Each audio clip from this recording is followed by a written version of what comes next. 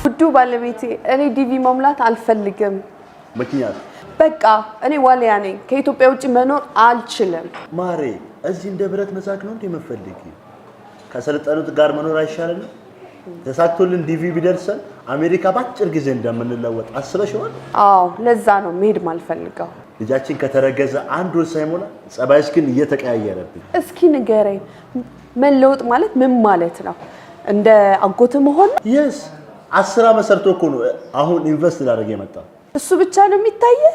በርግጥ ቱጃር መሆን የሚጠላ የለም፣ ግን እንደ አጎት ያሉ ሰዎች ናቸው ይኸው እኛን እርስ በርስ የሚያባሉን። ማለት ውጭ ሀገር ሆኖ አይደል እንዴ ስለ ዘረኝነት የሚሰብኩን እና እነሱ ናቸው ተለወጡ የምትለው?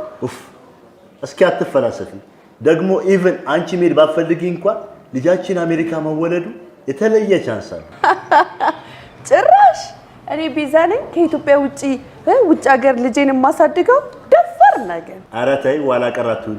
ምን አለበት ከዘመናዊነት ጋር ባትጣይ? ዘመናዊነት ማለት ለአንተ ምን ማለት ነው? ዘመናዊነት ለኔ ዘመኑን መምሰል ነው፣ ከዘመኑ ጋር መራመድ ነው።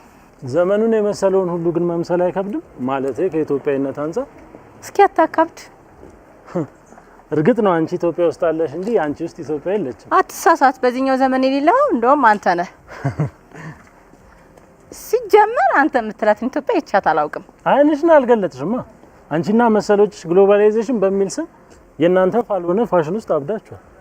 ምን አደረገ? ኑሮን አቀለለ እንጂ። ምን ኑሮን ብቻ ትውልዱን ሁሉ እንዳቀለለው ብትረጂ እኮ ወደ ራስሽ ትመለሽ ነበር። መች ነው ግን መሰለጥ ነው? አሜሪካን ሲሄድ እዚህ መሰልጠን አትችልም? ከማን ተመር? ለምሳሌ ከኔ። አር ዩ ሲሪየስ? ይኸውልህ መሰልጠን ማለት ያለህን ሳትልቅ በኢትዮጵያዊነት እየኮራ። እሱን ተይው። እርስ በርስ የተሰዳደበ የሚኖር ሀገር ላይ ምኑ ነው የሚያኮራ? ታዲያ ተሳዳቢ ያደረግናት እኮ እኛ ነን እኮ አይደል እንዴ? ይሄ ትውልድ በአባቶቻችን ግን እነሱን ተያቸው። እነሱ ራሳቸው ኑሮ አልፈዋል። እኔ ስለኛ ዘመን ነው ማውራሽ። እንደ አባቶቻችን መኖር አንችልም? ለምን አንችልም? እንችላለን። ባልሽን የሜሪን አይነት ልጆች ብለን የስልጣኔ ፊደል ማስተማር አለብን። መጣልሽ ደግሞ ታየኝ እኮ ስልጣኔ ከናንተ ስንማር። ከየት ነው ባክሽ? ዲቪ ሞልቼ እየመጣሁ የገባሽ እኮ ነሽ። እንዳንቺ መለወጥ የሚፈልግ ሰው አይቼም አላውቅም። መለወጥ በስልጣኔ ነው። ስልጣኔ ሚስ አንደርስታንድ እኮ ነው ያደረጋችሁት። ይቆይ እስኪ ልጠይቃችሁ። የአክሱምና የላሊበላ ስልጣኔ ባለበት ሀገር ላይ እንዴት ነው ስልጣኔ እንደዚህ ማጣጣ? እሱማ ድሮ ነው። ድሮ ሌላ ዘንድሮ ሌላ። ድሮም ቢሆን እኮ ዘመናዊነትን እኮ ያስተማርነው እኮ እኛ ነን ለዓለም አይደል እንዴ? ለምን ይሄ እንኳን አይገባ? እሱንማ ማን ይክዳል? ታዲያ ለምን ወደ ድሮ አንመለስም? ድሮ ሌላ ዘንድሮ ሌላ። እሺ መሰልጠንና መለወጥ ለእናንተ ምንድን ነው?